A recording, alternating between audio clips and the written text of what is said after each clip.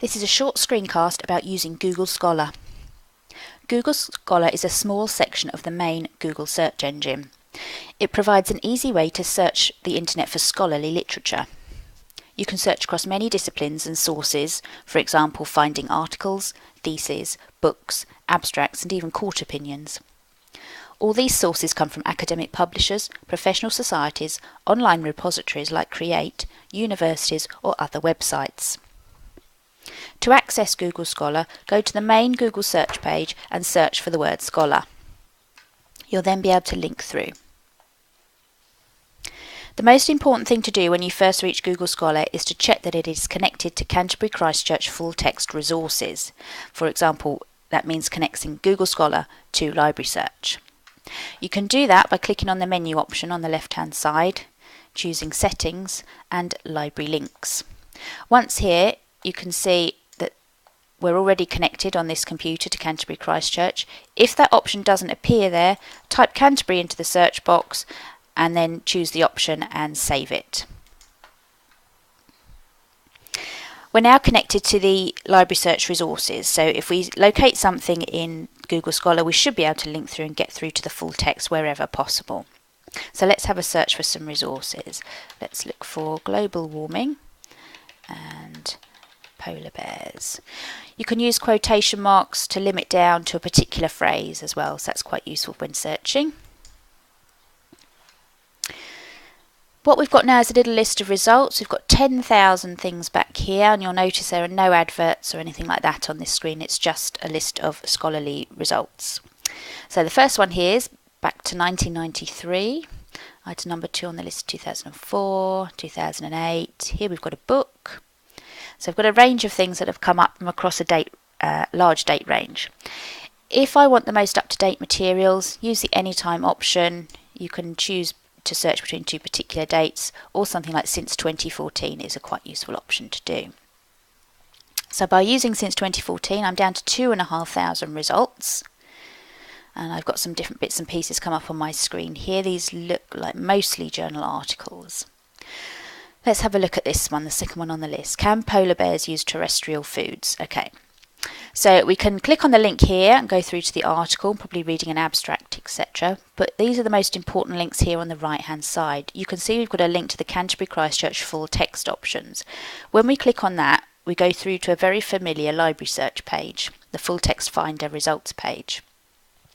From here we can link to the Christchurch provider for this particular journal article, and we can see some information about dates available. We can also see some information about possibly why you might not be able to get through to this journal article. Because that is the case with Google Scholar. Where it can, it will link us through to the full text. So we've got these two nice links here that we could go through. Sometimes there aren't any links. So for the next result down, there are no links to go to apart from the main one here. If we follow that, you can see we're through to the publisher's web page, but it's asking us to pay for this item. So it's really easy to search Google Scholar, very simple. We'll link you to the full text if possible, but it can't always do that. So like library search, sometimes you can get through, sometimes you can't. There are some other really useful things though to note under each of these resources. You can see these blue links underneath here. The first option is the star. If I was signed into my Google account, I could save that as a favourite using the star. You can see the cite marks here, the speech marks. This gives you options for citing this particular result. So for example, we can see Harvard style here. I could copy and paste that into my assignment. However, that needs to come with a word of warning because that's not standard Christchurch Harvard style. You could copy and paste it into an assignment, but it would then need to be edited in terms of Cite Them Right guidance. So it's useful as a starting point for referencing, but does need to be checked against Cite Them Right. You'll also notice there's an option to link out to RefWorks here, so you can push results out into RefWorks and save the reference that way. The next option is Cited By. When you click on that, Google Scholar will take you to a list of articles that have cited the particular result in their articles, so put it in their reference list. So it's a way to see, okay, who's used this article, what have they used it for, how have they furthered the research or discredited the research. Just because it's cited multiple times doesn't mean to say it's cited for a good reason. You can also see an option for related articles. This will go out and look for articles that are related to the one you're interested in. It's a good way to find similar literature, although I would say some of the links are a little tenuous at times. You've also got the option here that says all versions. So if I click on this one here, it will take me through to the different versions of this article.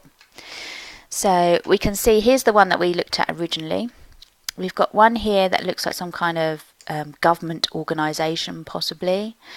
This one possibly US government. So it could be that this research was funded by one of these people and therefore they have an option to put the full text on their website, like the Bear Trust here.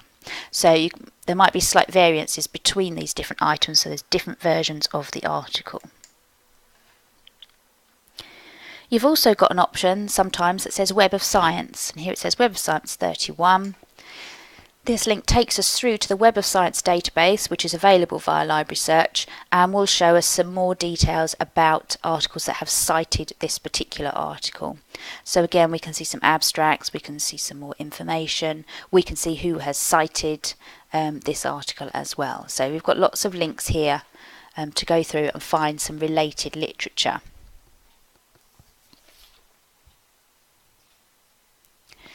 So in summary, when you're using Google Scholar, do your normal searches at the top, think about your keywords. Use the date option to limit down if you get far too many results. And always try and use the full text Christchurch option just to see if you can get through to it, and then try all the other links that are offered.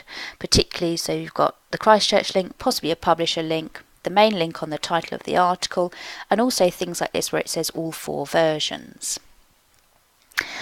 Remember to just be aware of the citing option, that it's not standard Harvard Christchurch style, so it needs to be used with a warning, and use all the other links as well to link through to literature that might be related. So for example, this article here, which doesn't have any links to the full text, we could have a look through and see if it's been cited by anybody else and whether we could read their work as well.